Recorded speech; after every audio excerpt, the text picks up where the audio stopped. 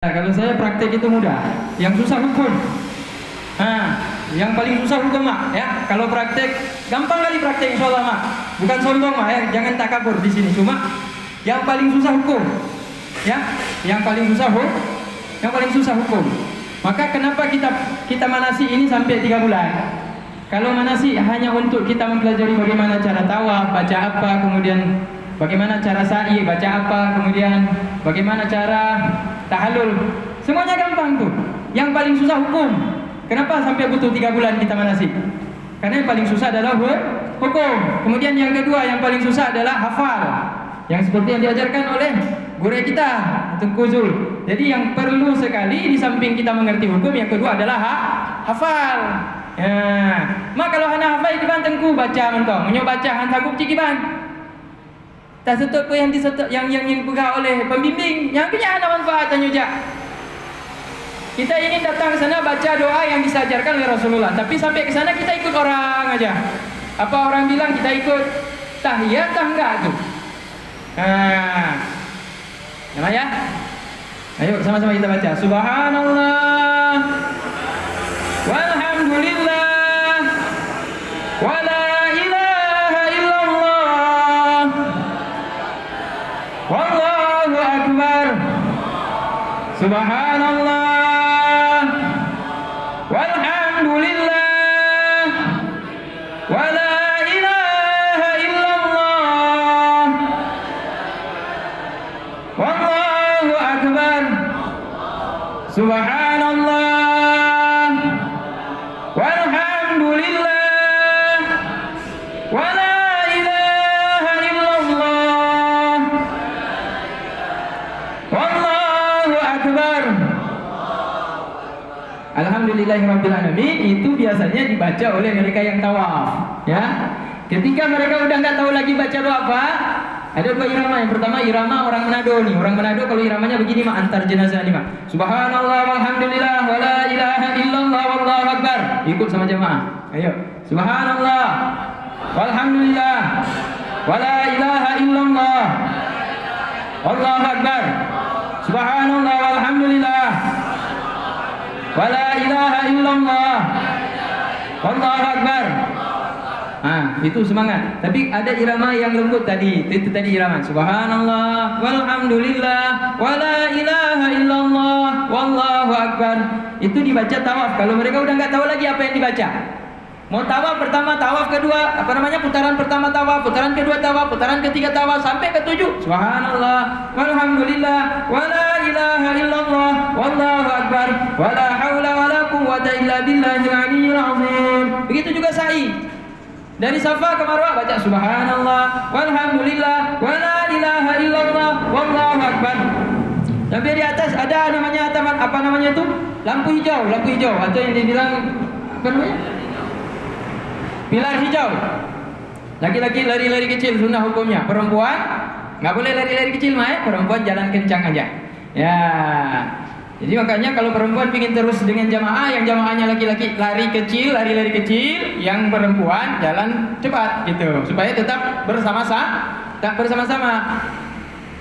Apa yang dibaca di waktu kita antara 2 pilar hijau mak? Rabbighfir warham wa'fu wa takarram wa tajawaz amma ta'lam innaka ta'lamu ma la na'lam innaka antallahul azzul akram. Rabbighfir warham wa'fu wa takarram wa tajawaz amma ta'lam innaka ta'lamu ma la na'lam innaka antallahul azzul akram. Jadi gini. Ini lagi coba ya. Safa misalkan.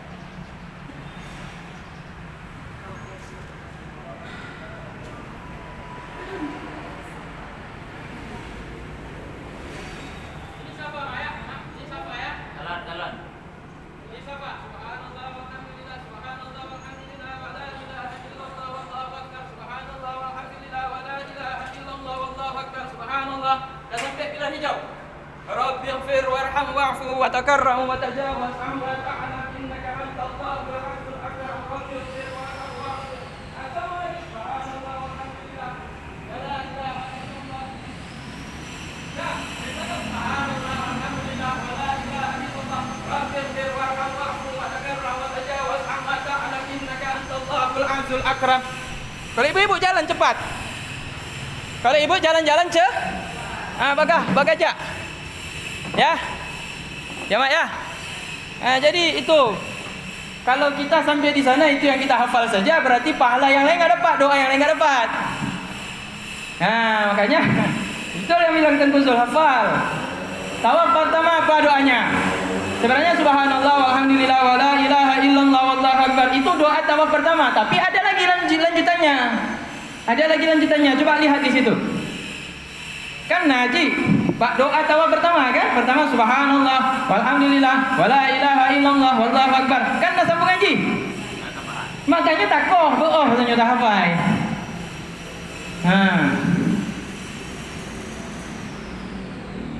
Ada? Nah, kau cik baca Mak. Mak baca deh.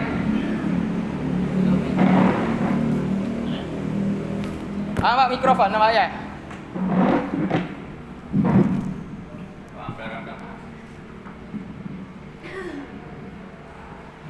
Bismillahirrahmanirrahim. Subhanallah walhamdulillah wa la ilaha illallah Allahu akbar. Wa la haula wa la quwwata illa billahil aliyyil azim. Wassalatu wassalamu ala Wassalatu wassalamu ala Rasulillah sallallahu alaihi wasallam. Berhenti. Sampai di pilar hijau. Begitu sampai di pilar hijau berhenti, jangan sambung lagi. Baca apa? Afiqir wa warham wa takarram wa tajawaz.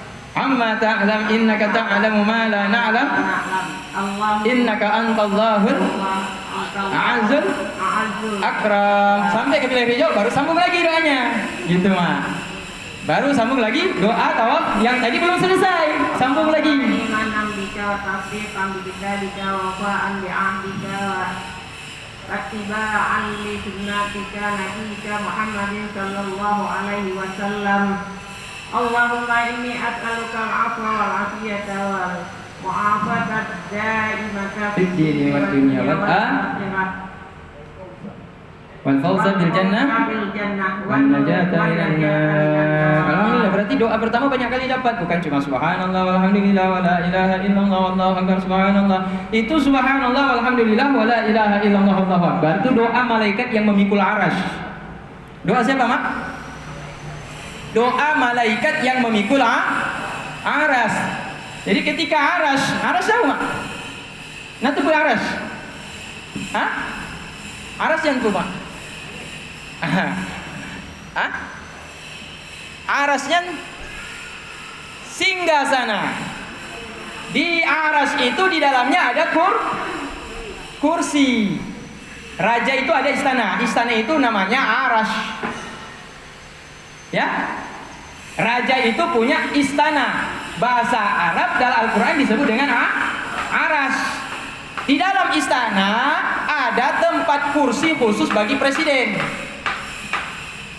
atau yang disebut dengan raja. Itu yang disebut dengan namanya kursi. Berarti antara aras dengan kursi mana lebih luas? Aras, karena di dalam aras ada kursi. Aras itu dipikul oleh malaikat. Oleh Allah Subhanahu wa taala diperintahkan malaikat untuk memikul aras. Maka untuk supaya beban memikul aras itu jangan sampai terlalu berat dipikul oleh para malaikat, diajarkanlah oleh Allah Subhanahu wa taala doa supaya meringankan beban dalam memikul aras tersebut. Maka malaikat yang pertama disuruh Allah taala baca kamu. Yang satu baca apa? Subhanallah. Yang satu kerjanya baca subhanallah. Yang satu lagi perintahkan oleh Allah Ta'ala, kamu baca walhamdulillah. Yang satu kerjanya cuma baca walhamdulillah. Yang satu lagi kamu baca wala ilaha illallah. Yang satu lagi baca Allahu akbar. Jadi 4 malaikat pemikul aras diajarkan oleh Allah Ta'ala untuk memikul beban aras yang berat tersebut. Diajarkan yaitu kalimat subhanallah tasbih, walhamdulillah tahmid, wala ilaha illallah tahlil, wallahu akbar takbir. Jadi di situ ada tasbih, tahmid, takbir dan tasbih, tahmid, tahlil dan takbir. Jadi kalau ini kita baca ketika kita keliling Ka'bah ringan langkah kaki kita. Insyaallah coba nanti praktek di sana. Yang sakit asam urat, yang betis, pernah buah betis, yang naik buah betis, yang asma, yang sakit jantung, yang pening-pening kepala, ketika dia baca ini dia keliling Ka'bah, dia baca ini ringan. Jadi cepat dia jalan. Pakong bagalong keliling Ka'bah ni. Akhirnya lah pakong. Pati di kampung hantum pernah menyuji han sanggup belum kujak. Ni pakong hati keliling Ka'bahnya 7 putarannya pakong sanggup belum. Aina keberkatan dari kalimat tasbih, tahmid, tahlil dan takbirnya. Belum tanya di tanah suci. Nya keberkahan membaca tasbih, tahmid, tahlil dan takbir ketika kita tawaf. Jadi andai kata tidak hafal, minimal kita membaca itu setiap putaran. Baik ketika tawaf maupun ketika sa'i antara Safa dan Marwah. Maka itulah penting kita menghafal ya, supaya jangan itu aja yang kita baca ketika kita tawaf itu lagi dibaca, sa'i itu lagi dibaca. Jadi kalau mama nanti sampai di sana akan terdengar ada orang baca subhanallah walhamdulillah wala ilaha illallah. Berarti jamaah ramai yang enggak hafal itu. Atau memang disuruh sama pembimbingnya ikuti saya. Ya kalau ikuti saja. Tetapi kalau kita ingin lebih sempurna, baca atau hafal apa yang sudah diajarkan oleh Rasulullah sallallahu alaihi wasallam. Mak dan ayah yang dimuliakan Allah Subhanahu wa taala. Jadi kemudian di sini dikerjakan a'malul haji kulluha ta'abbudiyah. Semua perkara yang berkaitan dengan amal ibadah haji itu namanya ta'abbudiyah. Ta'abbudiyah artinya dia perkara kalau Allah Ta'ala suruh kamu lari-lari antara Safa dan Marwah, berjalan pulang balik 7 kali putaran, tidak boleh protes. Ya Allah, kenapa kita nggak tukar saja ya Allah? Mulai dari Marwah berakhir di Safa. Kenapa harus dari Safa ke Marwah? Kok tidak dari Safa ke Marwah? Ya, kenapa kita tidak start dari Marwah ke Safa? Kan boleh saja. Ini perintah Allah Ta'ala, tidak boleh kamu tukar-tukar. Ini perintah Allah Ta'ala, perintah yang datang langsung dari Allah. Ini adalah aturan dari Allah Subhanahu Wa Ta'ala. Maka dilarang bagi kita merubah tata cara di dalam beribadah haji atau dalam beribadah umrah. Faka'annal abda famin dzalika ma takrahu fi rawdi al-fa'iq fil mawa'is wa raqa'iq anna Ibnu Abbas radhiyallahu anhuma diriwayatkan dalam kitab Ar-Rawdil Fa'iq fil Mawa'is dan Raqa'iq bahwa sesungguhnya Ibnu Abbas radhiyallahu anhuma su'ila 'anil hikmah fi af'alil haji. Ia ditanya tentang hikmah di balik semua perbuatan-perbuatan haji. Wa ma fil manasiki asy-syarifati minal ma'anil latifah, dan apa yang terkandung di dalam manasik yang mulia berupa makna yang halus. Faqala laisa min af'alil haji wa lawazimihi.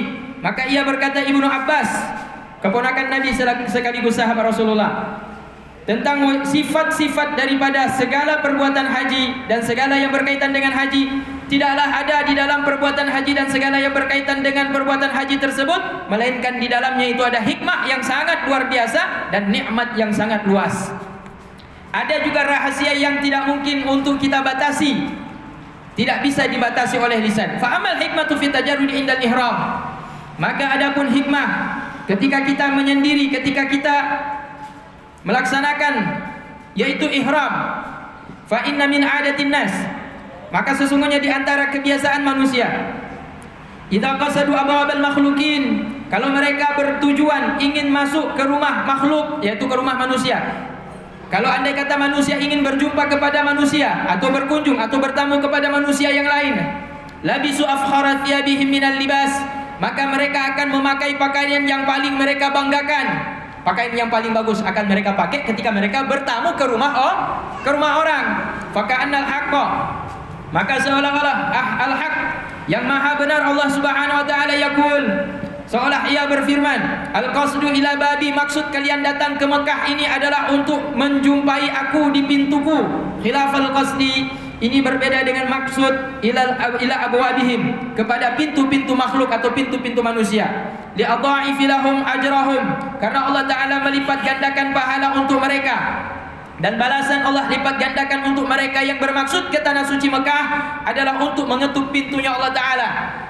Dan di dalamnya juga ayat tadzakkaral 'abdu bitajarrud 'indal ihram, dan semestinya manusia juga mengingat, hamba mengingat dengan ketika dia melaksanakan praktek ihram bahwa suatu saat dia akan at-tajarrud 'anid dunya.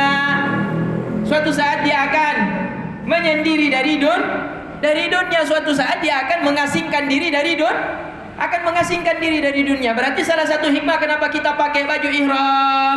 Yang pertama, setiap orang yang ingin mengunjungi sahabatnya, dia ketika berkunjung dia akan pakai pakaian yang dia banggakan. Misalkan kita ingin pergi acara kondangan, tentunya kita akan pakai pakaian yang kita banggakan, pakaian yang bagus, pakaian yang baru kita beli. Itu yang kita akan pakai untuk menuju ke rumah saudara kita yang kita diundang untuk mengikuti acaranya. Maka ketika kita datang kepada Allah Subhanahu wa taala, maka afkhara thiyabina, pakaian kebanggaan kita adalah pakaian ihram. Pakaian ihram adalah pakaian mayat. Nah, jadi pakaian kita adalah pakaian mayat. Itu paling kita banggakan, karena kita akan jumpa dengan Allah Ta'ala dengan pakaian putih-putih. Yang kedua, Allah katakan bahwa kalian bermaksud menuju ke rumahku. Kalian bermaksud menuju ke rumahku, yaitu Ka'bah. Ya, maka kalau kalian datang ke rumahku, kalau kalian datang kepada saudara-saudara kalian yang mengundang kalian, kalian memenuhi undangan saudara kalian, Allah berikan pahala berlipat ganda. Bagaimana kalau datang kepada Allah Ta'ala? Tentu pahalanya lebih banyak dilipat gandakan lagi oleh Allah Ta'ala. Karena ibu-ibu diundang oleh Allah Ta'ala, kemudian ibu-ibu rela meninggalkan semuanya, meninggalkan anak, istri, cucu, meninggalkan pekerjaan, meninggalkan bisnis, meninggalkan segala macam yang berkaitan dengan dunia. Ketika diundang oleh Allah Ta'ala, semuanya ibu tinggalkan. Maka Allah Ta'ala yang mengundang ibu-ibu, dan ibu-ibu rela untuk datang, yaitu memenuhi panggilan undangan Allah Ta'ala. Berarti ibu-ibu mendapatkan balasan pahala lebih daripada ibu datang berkunjung kepada saudara ibu yang mengundang ibu kepada acara pesta-pesta. Nah, jadi ini salah satu hikmah. Pakailah pakaian kebesaran ketika kalian memenuhi undangan Allah Ta'ala. Apa pakaian kebesaran kita? Pakaian mayat. Ya, putih-putih. Dah. Kemudian ini salah satu hikmah kenapa kita ketika ihram kita menggunakan pakaian putih-putih tersebut. Dan samping itu juga supaya kita mengingat bahwa suatu saat kita akan mengasingkan diri dari dunia. Karena ketika kita mengasingkan diri dari dunia ini, meninggalkan dunia menggunakan pakaian kebesaran kita, yaitu pakaian putih-putih. Itu kafan. Berarti pakaian kafan ini adalah bangga kita. Saya pakai baju hitam putih-putih ini bangga daripada saya pakai jas.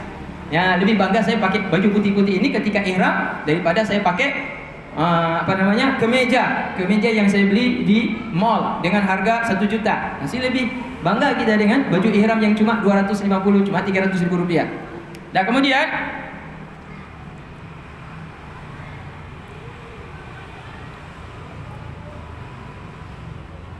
wa fihi aidan ayat tadzakara al-'abdu bitajarrudi indal ihram at-tajarrud 'anid dunya inda nuzulil hammam. Dan di dalamnya juga ada peringatan kepada hamba bahwa ketika dia melaksanakan ihram itu sama seperti dia mengasingkan dirinya ketika dia inda nuzulil hammam, kama kana awalan lama kharaja min batni ummihi. Itu sama ketika dia seolah dia mengasingkan diri dari dunia ketika dia turun di kamar mandi. Ketika dia turun di kamar mandi maksudnya apa ini, Mak? Mak kita ketika melahirkan kita itu kan mencuci darah-darah bekas melahirkan itu di kamar mandi. Maka dulu orang ketika melahirkan itu tidak jauh-jauh dari tempat buang air. Maka kita turunnya biasanya itu di tempat buang air. Karena wanita ketika melahirkan darahnya banyak. Maka dulu orang itu kalau melahirkan perempuan, seorang ibu melahirkan anak di tempat yang biasa mengalirkan air, disebut di sini hammam, kamar mandi kalau zaman sekarang. Tapi zaman sekarang orang melahirkan bukan kamar mandi.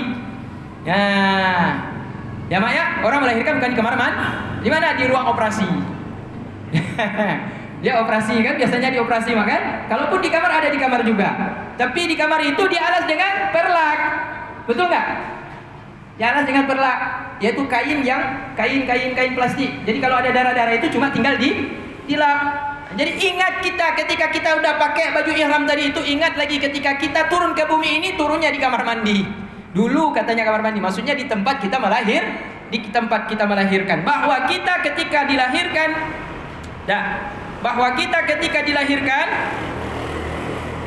karena awalan lama kharaja min batni ummih mujarrad thiyab, bahwa ketika kita dilahirkan kita tidak pakai pakaian. Bahwa ketika kita dilahirkan pertama kali ke bumi ini kita tidak menggunakan pakaian, berarti tidak ada pakaian apa-apa, Wa fihi shibhun aidan. Jadi dua lembar pakaian yang menutupi pakaian ihram kita ini, yang menutupi atas dan bawah ini adalah selimut yang menyelimuti seorang bayi ketika dia lahir ke bumi ini dalam keadaan tidak menggunakan pakaian. Berarti ingat, ketika kita pakai inilah mungkin selimut dulu yang dipakaikan untuk kita sebagai bayi. Wa fihi shibhun aidan bi huduril mauqif yaumil hisab, dan di dalamnya juga ada peringatan bahwa seolah kita hadir pada tempat kita berdiri pada waktu kita akan dihisab oleh Allah Ta'ala. Banyak sekali yang harus kita ingat ketika kita sudah mulai berniat ihram. Ini rombongan pertama, berangkat kita ke Mekah. Rombongan gelombang pertama bukan ke Mekah, kemana? Ke Madinah. Waktunya masih lama, berarti kita jalan-jalan dulu, ziarah dulu ke kota Madinah. Ya, dah kita ziarah ke makam Nabi, udah sholat di Raudhah, udah sholat di Masjid Nabawi, sholatnya 8 hari tidak ada putus-putus berjamaah, dapatlah pahala arba'in.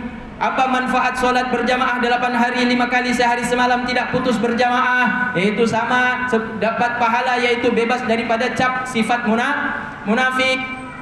Dosa-dosanya diampunkan dan lahir seperti seorang bayi. Itulah keutamaan sholat 8 hari di Masjid Nabawi kota Madinah tanpa ada putus-putus. Ya, itu keutamaannya sholat arba'in.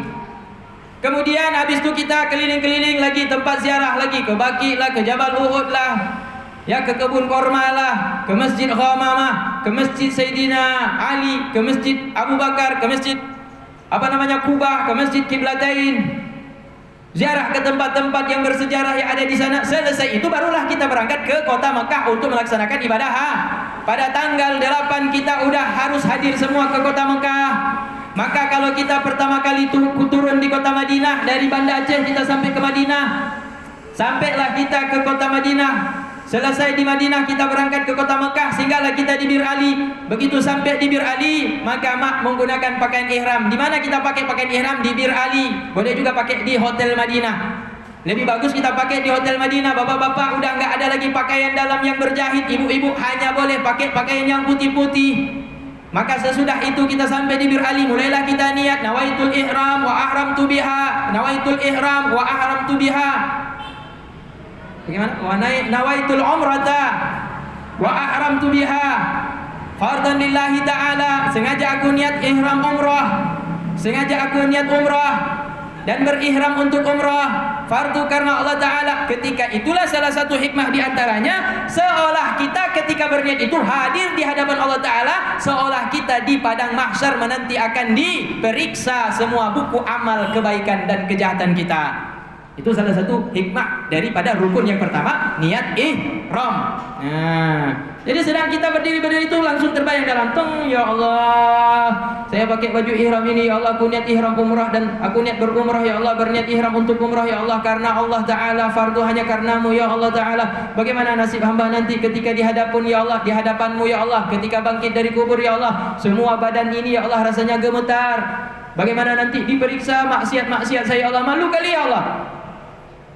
Malu kali, ya Allah, saya, ya Allah, di hadapan manusia nanti dibeberkan semua aib saya, ya Allah, dosa-dosa saya, ya Allah. Mungkin saya masuk neraka, ya Allah, karena banyak kali maksiat, kurang amal ibadah, atau banyak ibadah tapi nggak diterima karena kurang ikhlas, ada ujub, ada takabur, ada sombong, ada bangga, pahala batal semuanya. Padahal kita merasa mungkin sudah banyak amal soleh. Malu kita di hadapan Allah Ta'ala ketika kita niat ihram umrah tadi itu.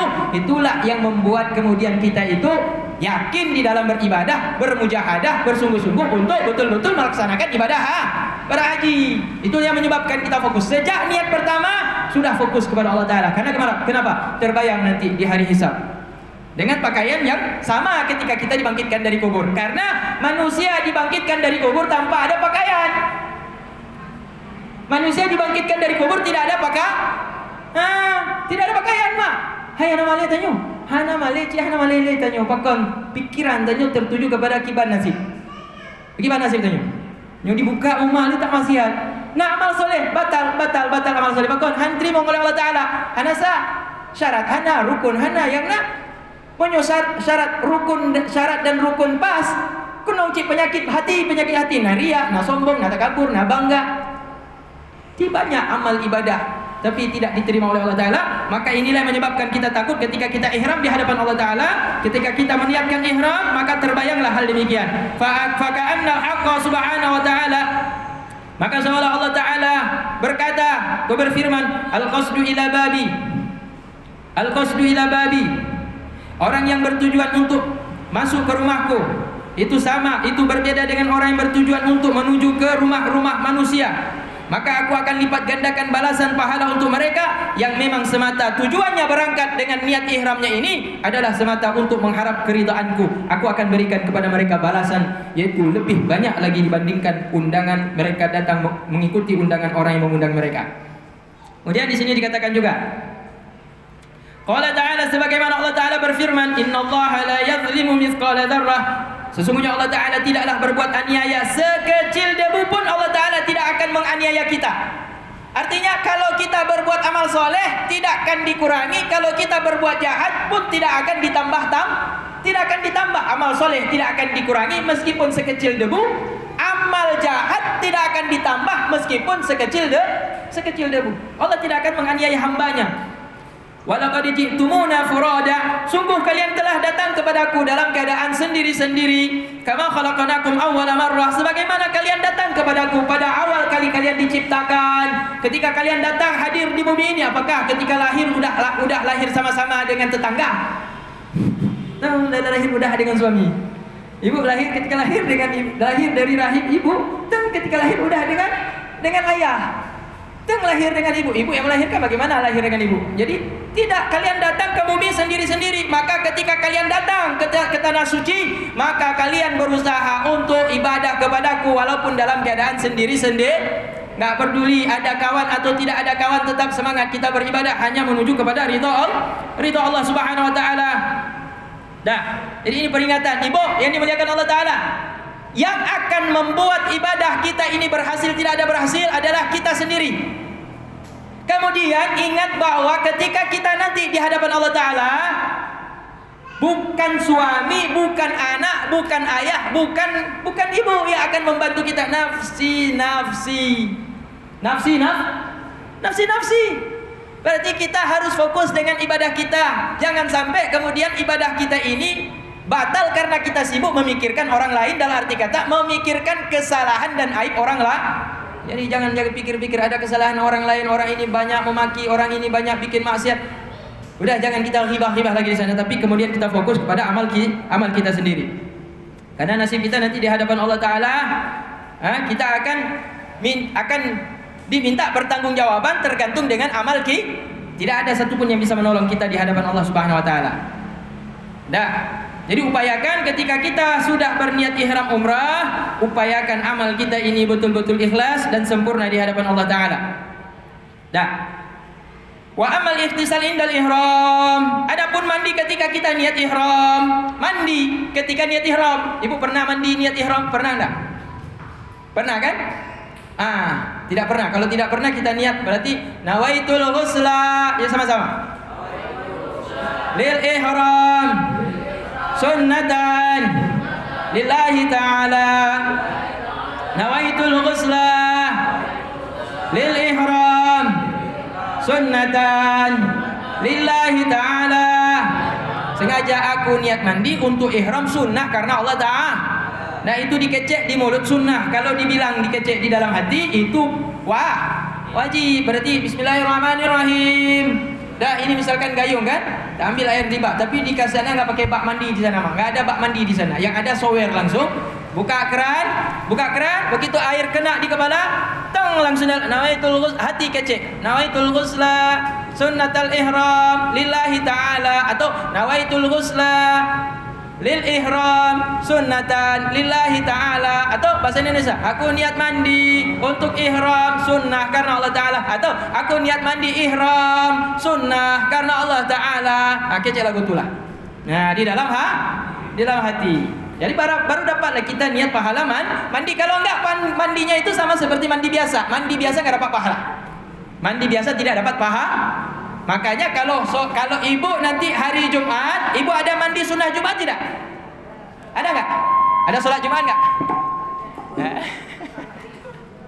Bapak-bapak kalau hari Jumat asal terbit matahari atau asal terbit fajar masuk waktu sholat subuh di hari Jumat, jangan mandi biasa, langsung mandi. Walaupun Jumat nanti jam 12 kita mandi pagi-pagi itu kita niat, aku niat mandi Jumat sunnah karena Allah Ta'ala, aku niat mandi Jumat, dapat pahala, mandinya dapat pahala. Jadi kalau orang dia mandi biasa saja tidak ada niat, berarti dia rugi. Kenapa? Karena dia tidak menambah, yaitu tabungan amal akhirat. Jadi mak ya, itu mak ya. Berarti kalau kita tahu apa hikmah ketika fa'amal hikmah fit tajarrudi 'anil ihram. Wa amal ihtisal indal ihram. Adapun mandi ketika kita berihram fali hikmatin zahirah, maka dikarenakan ada hikmah yang nyata. Di antara hukum-hukum wa huwa anna Allah Ta'ala yurid, bahwa sesungguhnya Allah Ta'ala berkehendak ayyuridul hujjas 'alal malaikah, bahwa Allah Ta'ala berkeinginan untuk mendatangkan dalil bukti kepada para malaikat, liyubahi bihimul anam, agar Allah Ta'ala membanggakan mereka di hadapan malaikat-malaikatnya. Fala yu'raduna 'alal malaikatil kiram, maka mereka tidak akan dibawa kepada malaikat kiram illa wa hum mutahharun, terkecuali mereka dalam keadaan suci minal adnas wal anam, daripada najis dan dosa-dosa. Ini keutamaan yang pertama. Kenapa kita mandi, mak? Mandinya kan sunnah. Ada orang kalau niat ihram umrah tapi dia tidak mandi, bagaimana? Sah. Karena dia mandi itu hukumnya sunnah. Sunnah dalam umrah, sunnah dalam haji adalah mandi ihram. Tapi kalau kita mandi berarti kita sudah mempersiapkan diri untuk menghadap kepada Allah Ta'ala dalam keadaan Kalau kita mandi ketika kita melaksanakan ibadah haji atau ibadah umrah, kalaupun kita meninggal dunia, maka amal kita ini akan dibanggakan oleh Allah Ta'ala di hadapan para malaikat. Kenapa? Karena malaikat dulu pernah nanya sama Allah Ta'ala, wa idh qala rabbuka lil malaikati inni ja'ilun fil ardi khalifah. Ketika kami berkata kepada para malaikat, inni ja'ilun fil ardi khalifah, sungguh aku akan menciptakan di bumi ini seorang pemimpin. Qalu ataj'alu fiha may yufsidu fiha wa yasfiku dima. Para malaikat kemudian bertanya, ya Allah, apakah engkau akan menciptakan pemimpin di bumi ini adalah orang-orang yang berbuat kehancuran dan kerusakan di muka bumi ini? Malaikat tahu, dapat informasi dari Allah Ta'ala, nanti di bumi ini akan ada manusia yang diciptakan oleh Allah Ta'ala. Mereka akan membunuh, mereka akan membakar, mereka akan merusak alam yang sudah diciptakan oleh Allah. Coba lihat gunung Cokmani, gimana? Gunung Taban lagi ya tawai. Cokmani kan habis dikrok, akhirnya semuanya tidak ada gunung, tidak ada pohon. Nanti apa yang terjadi? Rusak nanti alam. Ekosistem tidak akan seimbang, akhirnya akan terjadi banjir bandang. Tunggu saja ya. Enggak lama lagi banjir bandang. Ya, kemudian di gunung mana lagi? Di Gunung Meki. Gunung Meki, mak ya. Mau ke tapak Tuhan, gunung digaruk. Akhirnya besok tidak ada lagi gunung. Kemana lagi nanti kalau turun hujan? Kemana arahnya? Kalau sungai sudah tidak bisa menampung, akhirnya naik air dari kemana air akan lari? Kalau rumah kita ketek, rumah kita rendah, bagaimana? Masuk kemana lagi dia? Masuklah ke dalam rumah kita. Maka itulah kehancuran yang dimaksud oleh para malaikat. Malaikat mengatakan ada informasi yang Allah sampaikan, nanti di bumi yang Allah ciptakan ini akan terjadi kehancuran, akan ada kerusakan-kerusakan, alam ini udah indah akan hancur. Maka mereka bertanya, ya Allah, apa engkau akan ciptakan makhluk manusia yang akan membuat kerusakan tersebut? Ini dibantah oleh Allah Ta'ala, tidak semuanya berbuat kerusakan. Ada yang tetap beramal soleh, taat kepadaku, tidak merusak, tidak menghancurkan alam, tidak ada pembantaian, tidak ada pembunuhan di dalam. Mereka semata-mata hanya beribadah kepada ketika mereka hidup di dunia. Jadi ini di sini ketika kita dalam keadaan mandi untuk ihram ini berarti kita mempersiapkan diri. Andai kata kita meninggal dalam keadaan 100 hari sebelum kita meninggal udah ada kode. Udah ada kode. Udah dapat kode ya? Udah dapat kode enggak? Yang tertuh huruf kalau tanya meninggal karena kode tanya.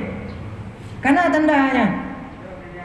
Salah satu ketika tiba-tiba kemudian terasa dari ubun-ubun sampai ke kaki kita itu tiba-tiba dingin. Ketika kita merasa dingin kemudian bercucuran keringat kita, itu ada tanda bahwa tidak lama lagi manusia itu daunnya itu akan gugur dan malaikat akan mengambil daun itu. Selama 100 hari itu malaikat maut senantiasa mengikuti kita kemanapun kita pergi, hingga habislah rezeki kita. Begitu habis rezeki kita, nanti daunnya itu sudah meninggal dunia. Nama kita ada di daun itu.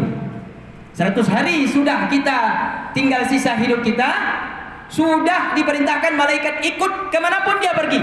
Malaikat maut sudah ikut kita. Dan tanda itu kita tidak sadar, tapi tanda itu sudah ada. 100 hari sebelum meninggal ada tanda-tandanya. Salah satu dari ubun-ubun sampai ke kaki itu ada dalam riwayat yang saya baca. Itu salah satunya terasa badan kita ini kayak kayak dingin sekujur tubuh, kayak keluar keringat luar biasa. Nah itu tanda. Salah satu di antara tandanya. Tidak semuanya merasakan itu, tapi ada tanda dalam 100 hari sebelum meninggal dunia. Jadi salah satu tanda ini pun diceritakan Imam Ghazali dalam kitabnya. Beliau katakan Imam Ghazali merasakan kematiannya hampir sampai waktunya, udah hampir sampai waktunya. Sehingga ketika beliau merasakan seperti yang beliau baca di dalam kitab-kitab yang diajarkan oleh guru-gurunya, begitu beliau merasakan tanda-tanda tersebut, beliau mulailah puasa. Apa? Puasa. Senin Kamis tidak putus-putus. Senin Kamis tidak putus-putus. Dan beliau qadha puasa-puasa yang beliau rasakan, puasa yang dulu tidak sah. Puasa Ramadan. Bahkan hampir tiap hari beliau puasa. Tujuannya apa? Agar ketika beliau meninggal dunia, beliau dalam keadaan suci. Kenapa suci? Karena perutnya kosong dari makan, sehingga orang yang memandikan jenazahnya tidak merasa bau. Tidak merasa bau. Ya, karena orang kalau kita yang memandikan jenazah itu kan dia harus tarik perutnya itu, keluarkan nya. Kalau kita orang raja makan, sayang yang kasih mandi jenazah kita. Banyak kali yang keluar harus ditarik-tarik itu. Sayang kali, bau kali ini orang ini. Tapi orang yang memandikan jenazah itu ikhlas sekali dia. Ikhlas sekali, maka bersyukur sekali kita dengan orang memandikan jenazah. Harus baik kita dengan mereka. Jasa mereka itu luar biasa. Nah, cuma satu kuncinya yang memandikan jenazah, tidak boleh bongkar aib. Meskipun orang ini ada yang aneh-aneh, tidak boleh dibongkar. Tidak boleh diberitahukan kalau itu menyebabkan fitnah dan membuat almarhumah ini kemudian dihina oleh orang. Maka kita selaku orang yang hampir meninggal dunia, perbanyak puasa. Ya, minimal kalau tidak qadha puasa kita, berarti kita puasa Senin kah? Mana tahu kita meninggal pas waktu puasa, kosong perut kita. Begitu kita mau dibersihkan, keluarkan tai atau keluarkan kotoran di perut kita, nyukal tuh hurungnya, masya Allah. Hana tepi membaca hana tepi. Bahkan seperti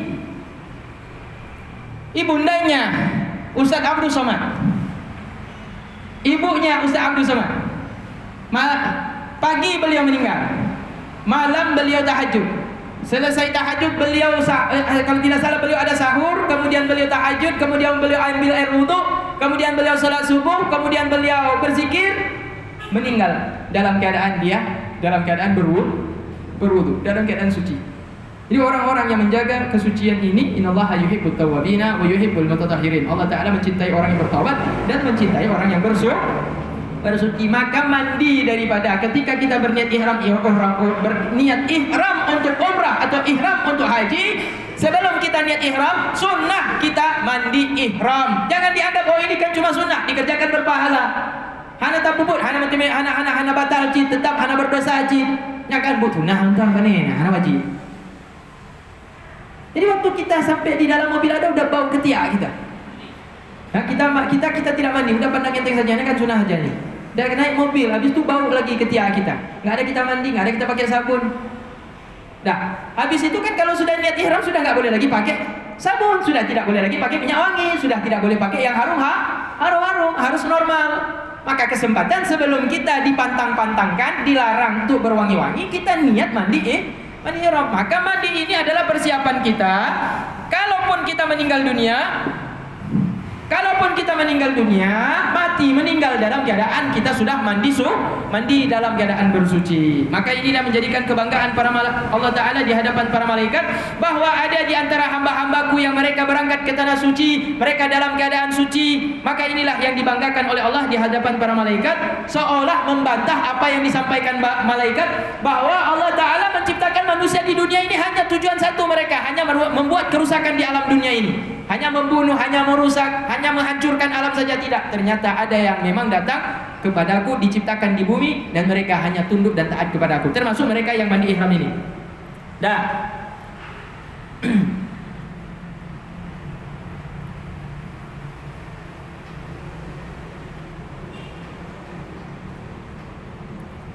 Coba ibu bayangkan, banyak orang yang meninggal dunia di tanah suci. Banyak yang meninggal dunia di... Kalau ibu diberikan dua pilihan, ibu mau meninggal di mana? Meninggal di tanah rencong atau tanah suci? Ayah, kalau diberikan pilihan sama Allah Ta'ala, mau meninggal di tanah rencong apa tanah suci? Tanah suci. Kalau kata Rasulullah, kalau kalian mau mati, maka matilah kalian di tanah suci. Kalau kalian mau meninggal, meninggallah kalian di tanah suci. Artinya, kalau meninggal di tanah suci, terima. Karena meninggal di tanah suci ada keberkahan tersendiri, ada keutamaan, ada kemuliaan tersendiri bagi orang yang meninggal di tanah suci dalam keadaan mereka beribadah kepada Allah Ta'ala. Nah, jadi inilah termasuk kebanggaan bagi mereka yang meninggal di tanah suci. Karena mereka datang semata bersuci, mensucikan hatinya, mensucikan zahirnya dengan ibadah haji. Nah, kemudian di sini dikatakan juga fihi aidan hikmatun ukhra wa hiya anna al-hujjaj yad'una aqdamahum ala mawadi aqdamil anbiya'il abrar fayakununa qabla dhalika qad ihtasalu liyanalu barakatahu fi tilkal athar. Ibu yang dimuliakan Allah Subhanahu wa taala, Bapak yang dimuliakan Allah Subhanahu wa taala, ketika kita sampai ke kota Mekah, kita keliling-keliling Ka'bah, itu tanah apa? Itu bumi apa? Bumi yang dulu tempat diinjak-injak oleh Nabi Ismail. Bumi yang dulu diinjak-injak oleh Nabi Ibrahim. Dan bumi yang dulu diinjak-injak oleh Nabi Muhammad SAW. Berarti ibu, telapak kaki ibu ada keberkahan. Kaki ibu tu berkah. Yang angguan-angguannya pun berkah. Berkah arti kebaikan tanah suci itu melekat di kaki kita juga. Ya, bang, kaki kita ini sudah ada berkah. Maksudnya nanti kalau sampai ke Aceh, nanti kita suruh cium kaki kita sama orang. Bukan. Yo, nak berkah di kaki lah nak. Cium leh. Mangga macam berkah. Konyan. Ada satu kisah saya ceritakan. Ini bagi yang mereka tidak percaya dengan Hana cocok berkahnya Hana cocok berkahnya. Berkahnya langsung tanya malaikat Allah Ta'ala. Atau takzim kepada orang tua, nah berkah di sana. Tapi menyetajak pak ulama, tajum jaro aja hana berkahnya. Apa dia nak berkah? Yang urung hana patih berkah. Urung yang hana patih untuk bantah orang yang tidak percaya dengan berkah. Salah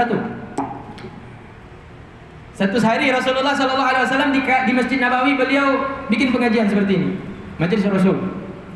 Kemudian Rasul udah merasa nggak lama lagi meninggal dunia. Anak Trekle Rasulullah merasakan bahwa anak Trekle akan meninggal dunia karena mulai sakit Rasulullah, mulai demam. Dan mulai terasa demam beliau. Dan demamnya aneh bagi Rasulullah. Ini kayaknya terasa beliau tidak akan lama lagi meninggal dunia. Sehingga beliau di waktu itu dalam pengajian beliau sampaikan, siapa yang dulu pernah aku sakiti? Siapa yang dulu pernah aku sakiti, coba sekarang tuntut kepada saya supaya saya tidak dituntut oleh Allah Ta'ala. Siapa-siapa yang pernah aku sakiti, tolong sekarang beritahukan, tuntut sekarang kepada saya yang pernah merasa saya sakiti. Jangan tuntut nanti di hari kiamat. 3 kali Rasulullah minta. Nggak ada satupun sahabat yang berani. Berdiri satu sahabat, ya Rasulullah, saya ya Rasulullah. Terkejut sahabat-sahabat yang lain. Tega tak aja ya akan dibalas Rasulullah. Tega kali satu orang ni berani dia membalas Rasulullah. Hanya dia bilang, ya Rasulullah, sebenarnya saya tidak berani Rasulullah untuk balas. Tapi karena Rasul sendiri bilang 3 kali, akhirnya saya berdiri. Nyodikan Rasulullah 3 betul hanya kodong. Tapi karena lego Rasulullah laki, nyo harus tadong cik. Apa masalah ada dengan lain? Galih babnya. Ya Rasul, dulu waktu Rasulullah dah dari kota Mekah ke kota Madinah hijrah, tidak hijrah. Dalam satu perjalanan pokoknya Rasulullah dalam satu perjalanan beliau di belakangnya ada seorang sahabat mengikuti dari belakang. Kemudian Rasulullah dengan tongkatnya hendak entah memukul hewan yang beliau tunggangi atau dia hendak mengangkat tongkatnya. Tongkat itu terkena kepada sahabat yang di belakang sehingga dia merasa disakiti oleh Rasulullah. Beliau katakan, entah itu engkau sengaja atau tidak sengaja, saya tidak tahu ya Rasulullah. Yang jelas tongkat itu kena ke dadaku ya Rasulullah dan sakit. Maka saya mau minta balas. Karena Rasulullah minta kan? Maka saya mau minta kakek hana pun. Jadi didong Abu Bakar, ya Rasulullah, biarlah saya yang ganti Rasulullah. Kalau seandainya Rasulullah pernah merasa kalau sahabat ini pernah merasa dipukul dengan tongkatmu, biarlah dipukul dadaku ya Rasulullah. Kemudian sahabat Abu Bakar berdiri lagi, kata Rasulullah kepada Abu Bakar, duduk Abu Bakar, duduk Umar. Ini masalah saya dengan dia, ini urusan saya dengan dia. Nanti di akhirat bukan engkau yang akan dituntut, saya akan dituntut. Ini bukti Rasulullah adalah seorang nabi. Kalau raja mana ada begitu? Raja enggak ada mau begitu raja. Presiden mana mau dia seperti itu? Rasulullah dia pemimpin tapi dia nabi. Dia mau apa yang diperlakukan kepada orang yang pernah dia sakiti akan harus menerima seperti apa yang pernah dia lakukan. Berdiri lagi Abu Bakar, ya Rasulullah ganti saya ya Rasulullah. Biarlah saya di posisimu ya Rasulullah. Dibilang sama Rasulullah, Abu Bakar udah, Allah udah tahu kedudukanmu di dalam surga. Kemudian sahabat satu ini bilang, ya Rasulullah saya akan balas tapi dengan tongkat yang dulu engkau pakai. Nggak mau saya pakai tongkat lain supaya sakitnya sama. Maka Rasulullah kemudian bilang, tongkat itu ada di rumah entah Fatimah atau Siti Aisyah. Disuruh ambil sama sahabat Fatimah. Maka datanglah sahabat ambil tongkat itu ke rumah Fatimah. Ditanya Siti Fatimah, entah Hadi yang minta atau Bilal, itu apa tongkat ini? Rasul minta akan ada orang yang balas karena dulu tongkat ini pernah dipakai Rasulullah, kena ke dada sahabat mau balas. Dibilang sama Siti Fatimah, aduhai celaka manusia tersebut. Kenapa dia mau membalas Rasulullah yang sudah berjasa besar kepada mereka? Dibawalah tongkat ini sampai ke sana. Dikasih sama anak muda itu sahabat itu. Wahai sahabat, sekarang giliran pukul dadaku. Kata dia sahabat itu, ya Rasulullah, dulu waktu engkau pukul tongkat itu ke dadaku sengaja atau tidak sengaja, dulu engkau tidak, ketika itu aku tidak menggunakan sehelai baju di dada. Tidak pakai baju di dada. Berarti tidak pakai lapis. Kalau pakai lapis nggak ada sakit ya Rasulullah. Tapi kalau tidak pakai lapis langsung ke kulit itu sakit kali ya Rasulullah. Akhirnya Rasulullah berdiri, Rasulullah buka jubahnya, nampak dada beliau yang putih. Sahabat semuanya menangis semuanya. Mereka katakan, aduhai celaka orang ini, mereka bagaimana dia nggak perhatikan jasa Rasulullah. Rasulullah sudah berusaha untuk berjuang untuk kita supaya mengenal Allah Ta'ala. Beliau rela untuk mengorbankan harta, nyawa, segala macam beliau rela untuk korbankan. Hal seperti ini beliau tuntut balas. Rasul bilang sabar. Sayyidina Husain, Sayyidina Hasan, cucu-cucu Nabi pun berdiri. Dibilang sama sahabat, saya ini cucu Nabi, kata Hasan Husain. Kalau engkau memukul dada kami sebagai ganti Rasul kami, nenek kami, kakek kami ini, maka sama seperti memukul juga kakek kami. Kata Rasulullah kepada cucuku Hasan Husain duduk. Allah telah tahu, Allah telah memberitahukan kepadaku kedudukan kalian di dalam surga. Akhirnya berdirilah Rasulullah, dibuka baju, kemudian Rasulullah katakan, sekarang silahkan kisah saya, balas. Maka berdirilah anak muda ini. Dia siapkan tongkatnya, dia ambil ancang-ancang hendak dipukulnya dada Rasulullah. Ternyata ketika hendak dia pukul, dipeluknya dadanya Rasulullah sallallahu alaihi wasallam. Dipeluknya dada Rasulullah. Terkejut sahabat-sahabat yang lain. Mereka terkejut karena kenapa sangkanya betul-betul mau dipukul. Ternyata sahabat ini dipeluknya Rasulullah sallallahu alaihi wasallam, kemudian menangis dia sambil memeluk Rasulullah. Dia sampaikan, "Ya Rasulullah, siapa yang tega ya Rasulullah memukul kulitmu yang mulia ini ya Rasulullah? Tidaklah aku melakukan ini ya Rasulullah kecuali agar kulitku dan kulitmu bersentuhan, karena aku tahu kulitmu tidak akan pernah dijilat oleh api neraka. Maka aku tabarrukan. aku mengambil keberkahan bersentuh dengan kulitmu ya Rasulullah, yang tidak disentuh oleh api neraka, agar kulitku ini yang banyak maksiat ini tidaklah juga dibakar oleh api neraka yang kenyang berkah. Itulah kenapa para tengku-tengku kalau datang ke gure-gure, kedatang abu-abu, dia cium tangannya. Kenapa? Ambil berkah. Bukan karena kulit dia itu lebih mulia dari kulit kita, sama-sama kulit nih, nggak ada beda. Cuma ada keberkahan, ada kebaikan karena ada ibadah, ada kedekatan dia dengan Allah Taala. Maka kita ambil berkah. Ini yang bisa untuk membantah salah satu di antara orang yang tidak menerima pendapat ambil berkah. Jadi orang yang pulang dari tanah suci itu adalah utusan Allah Taala. Kata Rasulullah, kalau ada dua utusan Allah Taala. Pertama, orang yang pulang dari medan jihad, pulang dari perang. Ya Mak ya. Dulu orang pulang dari perang, habis perang dengan Belanda, habis perang dengan Jepang, mereka pulang ke rumah minta berkahnya, cium tangannya, minta doanya, dikabulkan oleh Allah Taala. Yang kedua, orang pulang dari tanah suci, pulang haji dan pulang umrah. Jangan tunggu 1 minggu. Kalau 1 minggu mungkin mulutnya udah bicara kotor. Kalau 1 minggu mungkin dia udah jalan ke tempat maksiat, udah lihat aurat.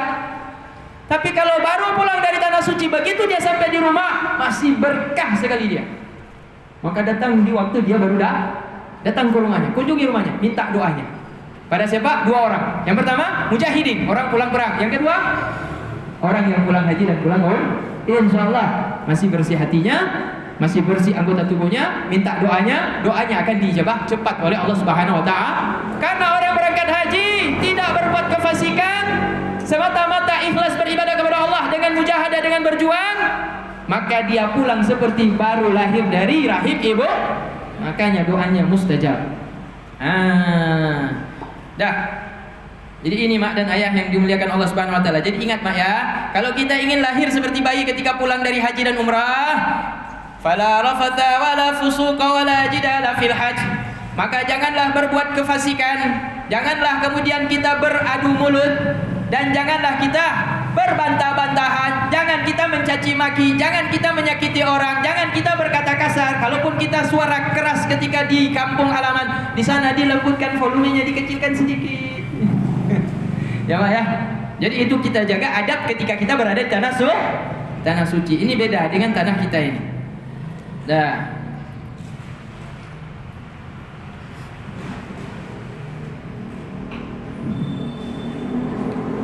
Jadi mak sampai keliling 7 putaran.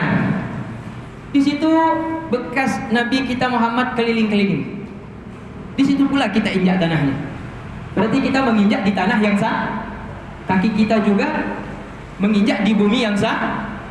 Bumi yang diinjak oleh Nabi Ibrahim, Nabi Ismail, Nabi Muhammad. Bahkan dalam satu hadis, tidak satu pun para nabi sejak Adam hingga Nabi Muhammad melainkan mereka sudah pernah tawaf di Ka'bah tersebut. Ada riwayat mengatakan ada nabi 1 orang, ada berapa orang nabi. Tapi menurut jumhur ulama mayoritas sepakat, hampir semua nabi dari Adam sampai Nabi Muhammad pernah keliling Ka'bah. Berarti kalau kita juga di situ keliling Ka'bah, berarti kita sudah menginjakkan kaki tepat di mana mereka sering menginjakkan kaki ketika mereka melaksanakan Itu juga kalau kita sa'i antara Bukit Safa dan Marwah. Di situ pernah berlari-lari Siti Hajar, ibunda tercinta daripada Nabiullah Ismail, istri tercinta daripada Nabiullah Ibrahim alaihissalam. Dan Nabi Muhammad juga pernah melaksanakan tawaf antara sa'i dan Marwah, melaksanakan sa'i antara Safa dan Marwah. Maka di tempat lantai ataupun di bumi di mana yang kita sering melakukan sa'i tersebut, di situ pula kita menginjakkan kaki di tempat orang-orang mulia yang dahulunya pernah mereka menginjakkan kaki di tanah tersebut juga. Jadi ini salah satu hikmah yang zahir yang nampak, bahwa Allah Subhanahu wa taala telah memuliakan manusia yang berangkat ke tanah suci dengan haji dan umrah, bahwa mereka telah Allah letakkan telapak kaki mereka pada tempat, yaitu telapak kaki para nabi yang mulia meletakkan kaki mereka. Bahwa kita diletakkan kaki kita oleh Allah Ta'ala pada bumi, yang di bumi itu pula Allah letakkan kaki-kaki yang mulia. Siapa? Kaki-kaki para nabi yang mulia. Jadi kaki kita diletakkan oleh Allah Ta'ala pada bumi di mana manusia-manusia mulia dulunya pernah diletakkan oleh Allah Ta'ala. Nah, kalau kita kembali lagi pada ilmu tauhid, yang kalau kita bicara tentang ilmu hakikat, berarti pada hakikatnya siapa yang meletakkan kaki kita sampai ke situ? Allah Subhanahu wa taala. Ya.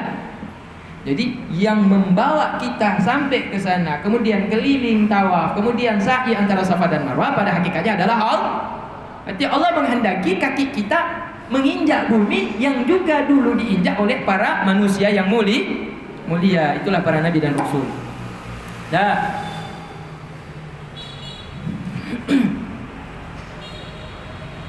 Jadi kita mendapatkan keberkahan karena kaki kita akdam, telapak kaki kita menginjakkan kaki pada bumi di mana para nabi dulu juga pernah menginjakkan kaki. Maka keberkahan itu juga melekat pada diri kita. Kama qala ta'ala, sebagaimana Allah Ta'ala berfirman, wa huwa asdaqul qailin, dan Allah Ta'ala itu adalah sebaik-baik, adalah sebenar-benar yang berfirman, innallaha yuhibbut tawwabin wa yuhibbul mutatahhirin. Sesungguhnya Allah Ta'ala mencintai orang-orang yang bertaubat dan mencintai orang-orang yang bersuci. Titik. Maka ketika kita hendak meletakkan kaki kita pada tempat yang suci, tanah yang suci, tanah di mana para nabi pernah tawaf dan sa'i, maka bersucilah kita dengan cara mandi sunnah ihram. Kalau kita pergi ke tempat yang dulu diinjak tanah itu oleh orang-orang yang mulia, orang-orang yang suci, maka jangan datang dalam keadaan tidak bersuci. Maka mandilah dengan mandi ihram. Jadi ini hikmah penting kita mandi sunnah mandi ihramnya di mana, Mak? Mandi ihramnya di mana? Kalau kita gelombang pertama mandi ihramnya di Hotel Madinah. Nah, kalau sudah ada pengumuman, Mak, besok kita nanti berangkat nanti ke Mekah. Udah 15 hari, 14 hari, 13 hari di kota Madinah. Kemudian ada pengumuman dari ketua rombongan Karom. Bapak, Ibu Haji dari jamaah Haji Barat Daya, besok nanti kita udah siap-siap, kita mau berangkat ke kota Mekah. Berarti pagi-pagi jam 10 kita sudah angkat tas, sudah naik ke dalam mobil berangkat ke kota Mekah. Berarti subuh itu ketika mau mandi solat subuh, maka niat sekaligus mandi sunnah ihram. Tapi kalau dia bilang nanti waktu zuhur, ya, nanti waktu zuhur habis sholat zuhur di Masjid Nabawi, jangan lagi kemana-mana, langsung balik ke kota, langsung balik ke hotel, jangan belanja ini belanja itu lagi, agar jangan ketinggalan mobil. Kalau habis zuhur berarti mandinya kapan? Nyoleh zuhur dan berangkat berarti pajan taman ihram. Jadi ada masalah hati sholat subuhnya tanya mana aja niat mandi sunnah cuma andai kata kita ingin mandi lagi yang kedua kali, misalkan udah gerak, udah panas, jam 10 kita mau mandi, boleh kita niat tajdid lagi, tajdidil ghusli, memperbaharui mandi, boleh, tetap dapat pahala sunnah mandi tadi kan sudah sunnah mandi ihram, tadi sudah niat, udah saya mau perbaharui lagi, mau niat lagi mandi, nggak apa-apa, dapat pahala 2 kali dikerjakan. Nah, ini jangan dilupakan, berarti kita mandi di Hotel Madinah. Tapi kalau seandainya kita berangkat gelombang yang kedua berarti terakhir kan, orang udah rame pergi, misalkan Aceh Timur udah berangkat, Gayo udah berangkat, Simelu udah berangkat, Aceh Besar udah berangkat, Aceh Utara udah berangkat, Nagan Raya udah berangkat, Melabu udah berangkat, Abdia paling terakhir. Misalkan Abdia paling Abdia paling terakhir, Mak. Misalkan Malaki Allah Ta'ala mentemel ataunya gelombang yang awal yang terakhir. Anu enggak tanya dulu yang terakhir. Mekara. Karena udah dekat dengan wukuf di Arafah. Berarti kita harus berangkat langsung ke kota Mekah. Mandinya di mana? Mandinya di mana, Mak? Enggak, mandi tetap di Hotel Mekah. Hotel Mekah. Karena minimal 1 hari sebelum wukuf di Arafah. Berarti tanggal 8, wukuf di Arafah tanggal 9. Minimal 1 hari sebelum wukuf di Arafah kita udah sampai di kota Mekah. Tanggal 8 harus sampai di kota Mekah, harus sampai di hotel. Begitu sampai di hotel, sampai di kota Mekah, istirahat 1 malam, besok paginya ibu akan dibawa. Tapi enggak juga. Malam, bukan besok. Karena wukuf besok. Mana pula besok kita pergi ke tempat ke Arafah. Berarti kalau tanggal 8 kita sampai, baru sampai masukkan koper, langsung malamnya berangkat ke Padang Arafah. Tuh menginap di Padang Arafah. Jadi mandinya di mana? Mandinya di hotel. Mandinya di hotel mana? Hotel Makkah. Mandinya di mana? Di hotel Sekarang pertanyaannya, dapat kita kerjakan umrah tidak? Tidak. Kalau begitu atrek, berarti yang salah perkiraan. Berarti kita harus tetap duluan mengerjakan ibadah umrah. Kalau itu kita kerjakan berarti bukan namanya haji tamattu. Bukan namanya haji tamattu, berarti itu namanya haji dulu baru Kalau haji dulu baru umrah namanya haji apa? Hah? Apa? Haji ifrad. Haji tamattu, haji kiran. Kalau haji kiran sama-sama sekaligus niat haji dan umrah. Kalau haji tamattu itulah yang sering kita kerjakan, umrah dulu baru haji. Kalau haji ifrad berarti haji dulu, selesai haji baru kita kerjakan ibadah umrah. Kalau orang dia datang tepat tanggal 8, nggak sempat dia umrah. Malamnya dia udah berangkat masuk ke kota masuk ke Padang Arafah. Berarti minimal 2 hari sebelum wukuf di Arafah dia udah sampai ke kota Makkah. Berarti dia niat umrah. Kalau dia niat umrah berarti dia harus mandi ihram. Mandi ihramnya di mana? Berarti niat ihram umrahnya di atas pesawat. Kalau niat umrahnya di atas pesawat di mana? Niat umrahnya di atas pesawat, berarti niat ihramnya itu bukan di Bir Ali. Kalau di Bir Ali itu di Madinah. Orang datang dari Madinah. Ini kita dari kampung lewat wilayah yang akan masuk kota Mekah, maka kita akan niat di Qarnul Manazil. Jadi kalau ada pengumuman nanti di pesawat ibu bapak udah sampai di Qarnul Manazil, udah boleh pasang niat ihram umrah, maka kita niat nawaitul umrata wa aramtu biha lillahi ta'ala. Di atas pesawat tuh dalam keadaan sudah pakai pakaian ihram. Otomatis berarti kita sudah mandi. Berarti kita sudah mandi ihram. Di mana mandi ihramnya, Mak? Di atas pesawat atau di hotel nanti udah turun pesawat? Mana duluan mandi dengan niat ihram? Kalau duluan mandi berarti sebelum berniat kita sudah berarti mandinya di mana? Di pesawat atau di bawah pesawat? Di pesawat atau di bawah pesawat? Itu di bawah pesawat berarti sebelum berarti mandi ihramnya di mana? Di asrama haji. Ya, berarti sebelum naik pesawat tuh, Mak, ya. Gelombang kedua. Gelombang kedua memang ada nyawa. Mana tanya di kamar di asrama haji. Mana tak merasa. Mak? Ya, Mak, ya. Mak, ada juga, Mak, yang mandinya itu di Jeddah. Ada mandi di Jeddah, Mak. Oh, Mak, menyumano sang di asrama haji sang lagi kon haji nyo. Tamano untuk singo di Jeddah. Ai, buka urung rame, buka urung rame Bandung untuk penuhnya toilet kamar mano di Bandara Jeddah. Sempat tapi pakak ngon. Mau urung kara dalam kamar manonya, yang sakit. Gara-gara tanya mano katre urung lain. Jadi bisa juga kita praktekkan itu, tapi kita akan perkara tanya susah kita, karena kita akan mandi di kamar mandi di dalam bandara Jeddah itu tidak ada kamar mandi, yang ada cuma toilet. Jadi kita mandi pakai shower yang kita pakai untuk kasih bersih, buang kotoran besar. Situlah kita jongkok kita serang tuh. Aku niat mandi ihram sunnah karena Allah Ta'ala.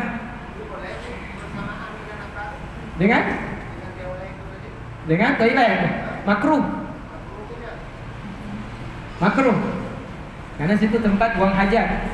Najis itu ada di situ, najis tempat yang kita buang kotoran. Kita mandi di situ hukumnya makruh. Maka ambil air wudhu di situ, mandi di situ hukumnya makruh.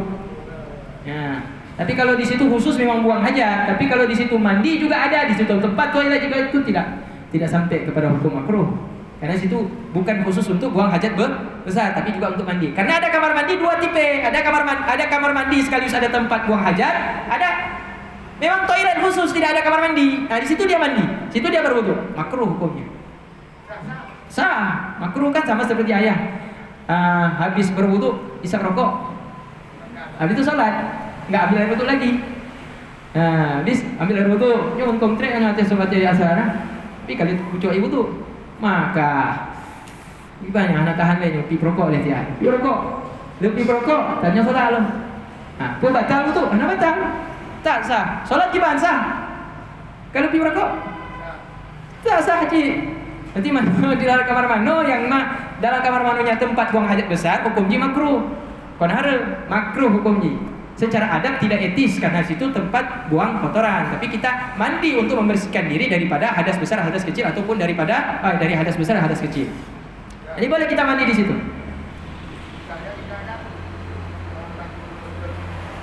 Kloter kedua ya. Mandi di asrama haji. Ya. Oke, ya, tidak sempurna. Enggak.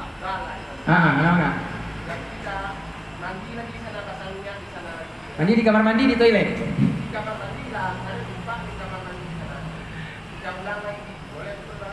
Bisa diperbarui, tidak masalah. Tidak ada masalah. Kalau kita ingin mengulang kembali, karena mengulang kembali itu dengan satu alasan. Pertama, batal. Karena tadi kemarin waktu saya mandi di asrama haji, rasanya kemarin itu tidak niat, lupa niat mungkin, berarti tidak sah. Maka kita ulang mandi lagi. Tidak masalah itu. Jadi ini kembali lagi kepada mandi. Kalau andai kata kita masuk pada gelombang yang kedua, berarti kita terdesak, kita mandi di asrama haji. Mandinya di mana, Mak? Di asrama Jadi sebelum naik pesawat, aku niat mandi sunnah ihram karena Allah Ta'ala, atau aku niat mandi ihram sunnah karena Allah Ta'ala. Mandi kayak mandi junub. Tuk, siram semuanya. Dah selesai, pakai baju seragam, naik ke atas pesawat. Dah sampai di Qardul Manazil, niat nawaitul umrata wa ahramtu biha lillahi ta'ala. Aku niat umrah, berihram untuk umrah karena Allah Ta'ala. Udah berniat ihram umrah, baru baca talbih. Labbaik Allahumma labbaik, labbaik la syarika laka labbaik, seterusnya. Nah, itu diantara hikmah diutamakan bagi kita yang hendak berniat baik ihram haji atau ihram umrah, dianjurkan bagi kita untuk mandi.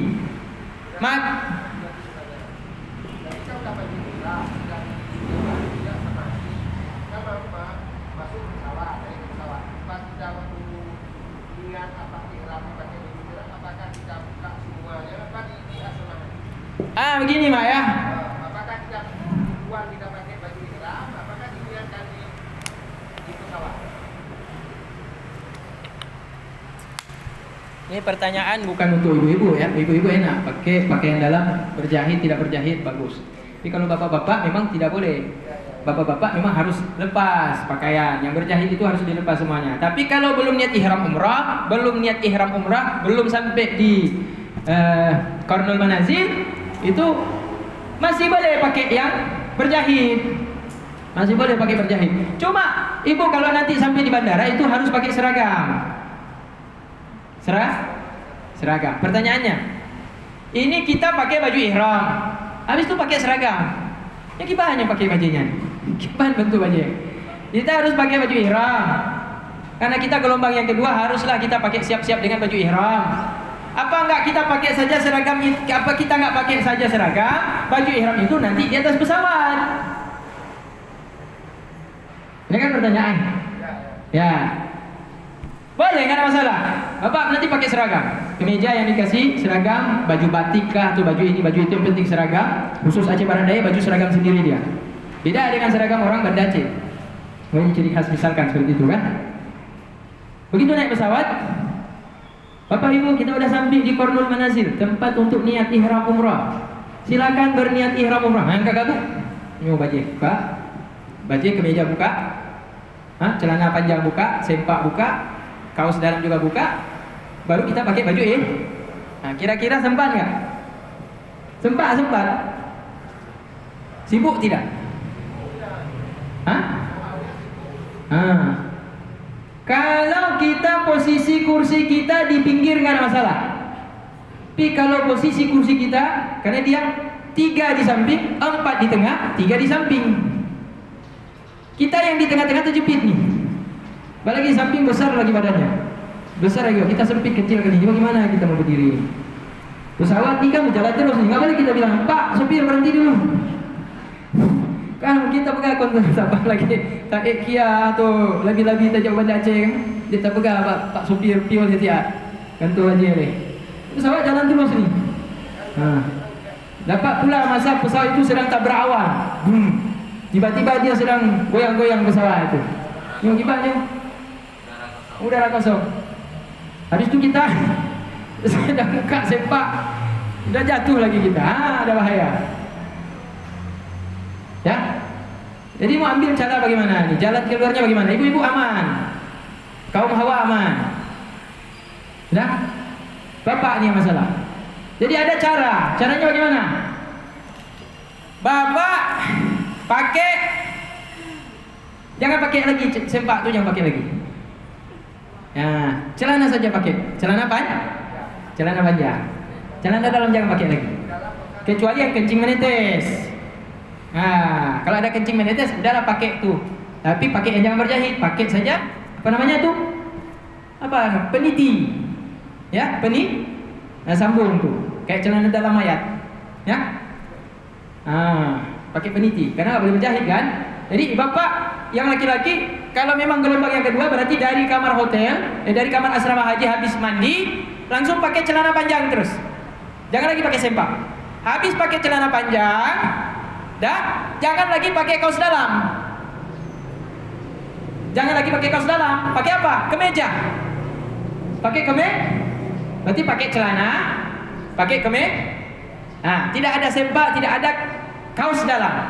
Kemudian kaos dalam tidak ada kaos dalam berarti pakai kemeja. Kemeja apa? Kemeja serah. Kemudian dibalutlah dengan baju ihram. Kemudian baju ihram yang dibawa apa kita balut juga? Hana perleci. Hana mesti. Nah, nanti di atas pesawat itu baju ihram taruh di dalam tas yang kita kasih masuk di atas pesawat. Jangan baju ihram kasih masuk ke dalam koper bagasi. Nanti nggak ada baju ihram nanti. Udah pakai di atas, di bawah nggak ada. Saya pakai baju ihram, yang satu saya bawa di atas pesawat, yang satu saya tinggal. Oke, kita pakai di bawah, di atas tidak tertutup. Jadi baju ihram itu tetap kita bawa di dalam tas itu kita bawa sampai ke atas pesawat. Beta petamong di dalam koper bagasi, yang petamong di dalam bagasi pesawat. Itu tidak boleh kita buka-buka lagi karena pesawat tidak mungkin buka-buka bagasi di bawah. Jadi baju ihram itu kita bawa. Kalau bisa di atas, untuk yang di atas itu kita lentangkan, kita lempangkan di badan, pakai kemeja seragam, kita balut di atas. Kita balut di pundak kita. Dengan pakai celana, dengan pakai kemeja, dengan baju ihram di atas.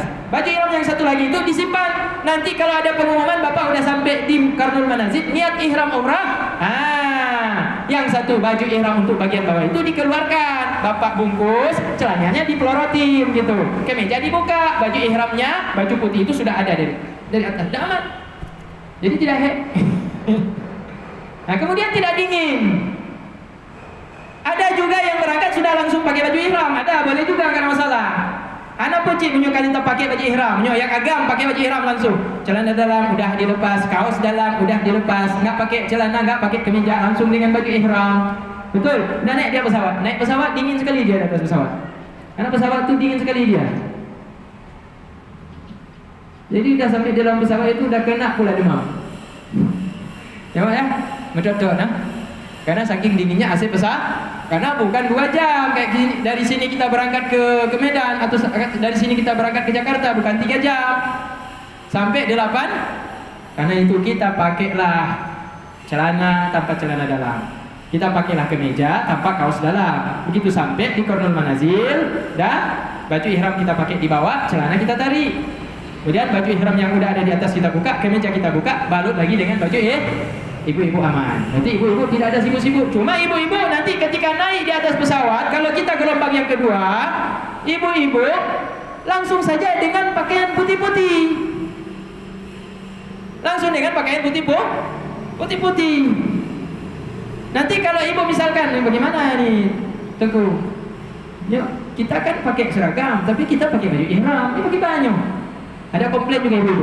Kita pakai seragam, tapi kita pakai baju ihram. Bagaimana nih cara pakai bajunya? Nah, bisa. Bagaimana caranya? Baju ihram dilapis dengan seragam. Ya? Kan ibu udah pakai nih. Baju putih-putih ini kan baju ihram nih, Bu. Ibu nanti pakai lagi seragam. Jadi dua lapis. Nanti ketika di pesawat, ibu cuma lepaskan udah nggak perlu lagi ganti karena di dalam pakaian seragam itu ada pakaian ini. Kalau ibu-ibu buka lagi seragam, udah terbuka aurat. Pakai lagi baju ihram, kacau yang laginya. Kacau. Pakol mak kalumahnya leher ka kalumah. Ya kan aja lah leher perangkat haji yang laginya. aurat kaduhan. Yang ada cucuk sakai. Jadi begitu mak ya. Kalau untuk persiapan kita berangkat ke tanah suci, berarti kita sudah mandi di asrama untuk membuat supaya kita ini lebih lapang di dalam beribadah ketika berniat di atas pesawat. Nah, yang terakhir. Yang terakhir sebelum kita tutup dan memasuki waktu sholat asar. Wa amal hikmatu fit talbiyah fa innal insana idza nadahu insan jalilul qadri ajabahu bit talbiyah wa husnul ajabahu bit talbiyati wa husnil kalam fa kaifa biman nadahu maulahul fa kaifa idza nadahu maulahul malikul alam wa da'ahu ila janabihi liyukaffira anhu adh-dhunuba wal atham. Wa anna al-'abda idza qala labbaika yaqulu Allah ta'ala ha ana dana ilaika wa mutajallilun 'alaika fasal ma turid fa ana aqrabu ilaika min hablil warid. Adapun hikmah di dalam bertalbiyah, labbaik Allahumma labbaik, ya Allah hamba datang ya Allah memenuhi panggilanmu ya Allah Ta'ala. Adapun hikmah di dalam talbiyah, maka sesungguhnya manusia, andai kata dia dipanggil oleh manusia yang mulia yang lain, maka panggilan itu akan disahutinya dengan seruan dan dengan ucapan kalam yang baik, dengan ucapan-ucapan yang baik. Maka bagaimana andai kata manusia tersebut dipanggil oleh tuannya, raja seluruh alam, dan tuannya raja seluruh alam itu yaitu Allah Subhanahu wa taala memanggilnya untuk agar dia hadir kepada dirinya Allah Ta'ala, untuk dia menghapuskan daripada manusia hamba tersebut dosa-dosanya dan semua kesalahannya. Wa annal abada, dan bahwa sesungguhnya hamba andai kata dia berkata labbaika, aku datang memenuhi panggilanmu ya Allah, yaqulullahu ta'ala, maka Allah Ta'ala akan membalas ucapan hamba tersebut mengatakan labbaik Allahumma.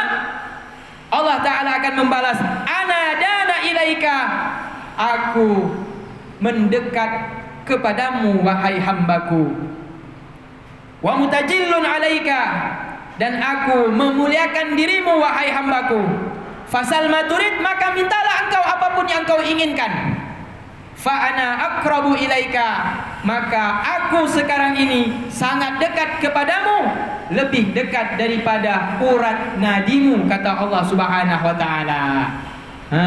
Berarti ketika kita sudah di atas pesawat, udah niat ihram umrah, kalau gelombang yang kedua, maka ketika kita memanggil Allah Ta'ala dengan panggilan talbiyah, labbaik Allahumma labbaik, Allah selalu menjawab, ana, dijawab sini, ana dana ilaika, aku mendekat kepadamu wahai hambaku.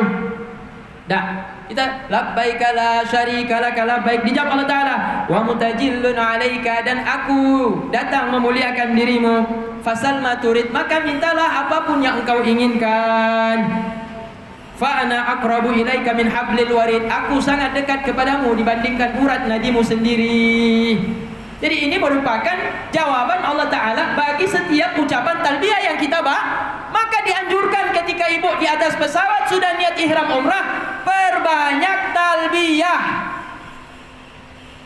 karena setiap ucapan talbiyah kita dibalas oleh Allah Subhanahu wa taala. Labbaik Allahumma labbaik ana dana ilaika, kata Allah Ta'ala, labbaik la syarika laka labbaik ana dana ilaika mutajillun laka fasal ma turid. Setiap kita mengatakan aku datang ya Allah, aku datang ya Allah, memenuhi panggilanmu ya Allah, Allah jawab, aku dekat kepadamu wahai hambaku, aku muliakan engkau wahai hambaku, aku lebih dekat daripada urat nadimu wahai hambaku, maka minta semua apa yang kau minta, aku akan kabulkan ya hambaku. Jadi kalau orang sudah mengerti bahwa setiap bacaan talbiyah yang dia ucapkan, setiap labbaik Allahumma labbaik, ada selalu balasan ucapan itu dari Allah, maka tidak akan sepele bagi dia. Tidak akan dianggap remeh ketika dia mengucapkan bacaan talbiyah, karena dia tahu setiap dia menyebut labbaik Allahumma labbaik, Allah jawab ana dana ilaika, aku mendekat kepadamu wahai hamba. Labbaik la syarika laka labbaik ana mutajillun ilaika fasal ma turid, maka minta apa yang kau minta. Maka disunahkan sesudah kita bertalbiyah 3 kali, disunahkan sholawat kepada Rasulullah, kemudian tutup dengan doa sapu jaga, Rabbana atina fid dunya hasanah wa fil akhirati hasanah wa qina adzabannar wa adkhilnal jannata ma'al abrar ya aziz ya ghaffar ya rabbal alamin. Terutama inna nas'aluka ridhaka wal jannata wa na'udzubika min sakhatika wan nar. Itu tambah doa-doa yang lain yang kita menjadi kebutuhan kita kepada Allah Ta'ala. Apa yang menjadi kebutuhan kita kepada Allah Ta'ala? Ya Allah, asam uratku ini tinggi sekali, kolesterolku ini banyak sekali. Ya Allah, kasih kurang ya Allah, kalau bisa kasih sembuh ya Allah.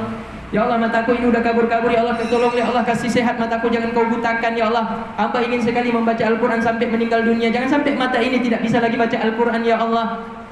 Dikabulkan sama Allah Ta'ala. Dikabulkan sama Allah Ta'ala. Karena setiap talbiyah dijawab, setiap talbiyah dijawab, setiap talbiyah dijawab oleh Allah Ta'ala. Maka bukan, kalau orang mengerti hukum, inilah untungnya kita belajar. Kalau orang mengerti hukum, dia tahu setiap hukum yang dia baca itu ada balasan dari Allah Ta'ala. Maka dia tidak akan sia-siakan. Nyokon dalam pesawat, agak dalam pesawatnya, padahal udah pakai baju ihram. Agak pesawatnya. Hai, Pak Duka. Oh, Pak Renya. Untuk tak ngerti lah dengan tinggal ya, dengan dua enggak tak di sini. Dia tak pindah tempat, pindah posisi. Ya kau talbiyah dibaca. Kau talbiyah. Mak, kau lama tempat tu paling ikut lah mak. Hana tu je orang talbiyah. Yo yang nak. Pakar Pak tu paling ikutnya terasa tak dengan mesin pesawat. Mak, ini sampai di sini dulu kajian kita, insyaallah kita akan lanjutkan dengan kajian kita minggu datang. Tetap semangat mak ya. Ya, jangan patah semangat ya. InsyaAllah kalaupun ada kawan-kawan yang lain, ajak mereka untuk sama-sama gabung dengan kita. Janji? Janji ya. Kalau ada kawan-kawan yang lain yang tidak ikut manasik, ajak mereka gabung. Demikian, semoga ini bermanfaat. Wabillahi taufiq wal hidayah. Assalamualaikum warahmatullahi wabarakatuh.